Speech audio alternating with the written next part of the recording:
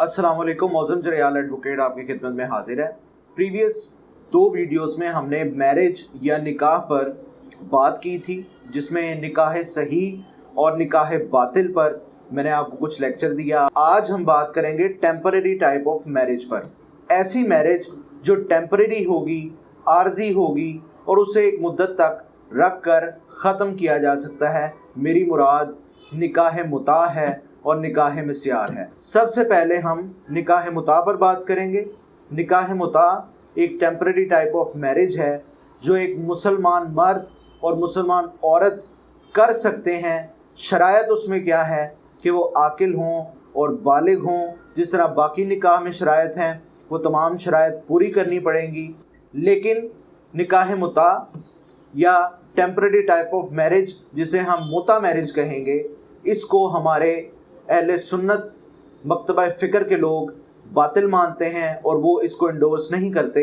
लेकिन निकाह मुता को शिया मकतबा फ़िक्र या असना अशरी या जाफरी फ़िक़ा से ताल्लुक़ रखने वाले लोग इंडोर्स भी करते हैं और निकाह मुता की प्रैक्टिस भी जारी और सारी है।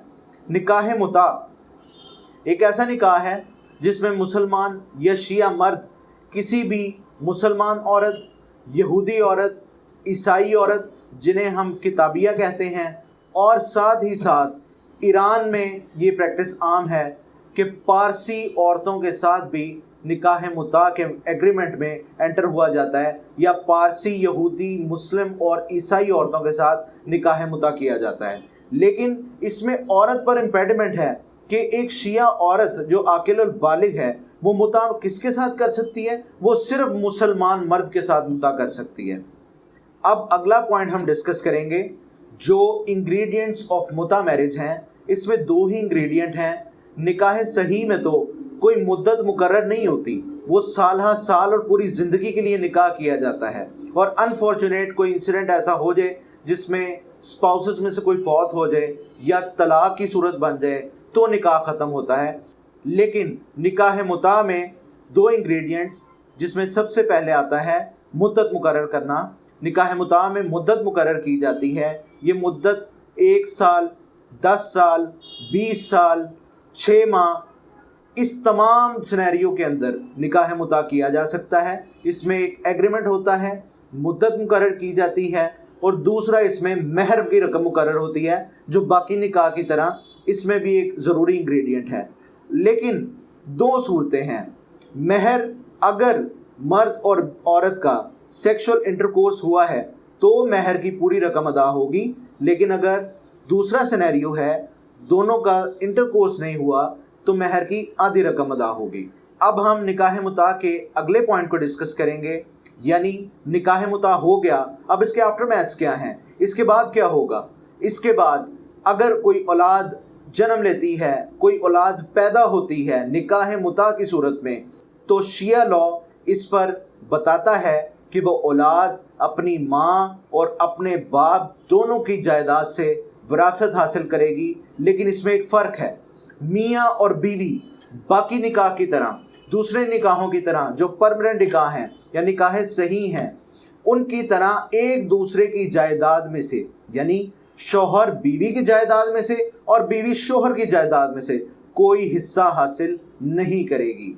निकाह मुता में मियाँ और बीवी, जैसा कि मैंने आपको बताया, एक दूसरे से विरासत या हिस्सा तो क्लेम नहीं करेंगे, हासिल नहीं करेंगे। लेकिन अगर at the time of agreement of marriage, यानी शादी करते हुए, मुता की शादी करते हुए, मुता का निकाह करते हुए उन्होंने एग्रीमेंट में ऐसा कुछ लिखा या मान लिया या तस्लीम कर लिया कि हम एक दूसरे की जायदाद से हिस्सा भी लेंगे, तो इस सूरत में वो अपनी जायदाद एक दूसरे को ट्रांसफ़र कर सकते हैं। अदरवाइज़ इस्लामी तौर पर या शिया फ़िक़ा के तहत वो एक दूसरे की जायदाद से कुछ हासिल नहीं करेंगे।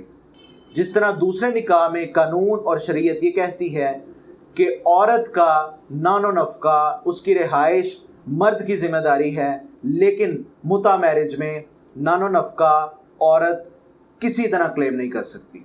अब हम निकाह मुता के टॉपिक को क्लोज़ करते हुए उसके आखिरी पॉइंट को डिस्कस करेंगे, टर्मिनेशन ऑफ निकाह मुता या टर्मिनेशन ऑफ टेम्पररी मैरिज ये किस तरह होती है, ये निकाह किस तरह ख़त्म होगा।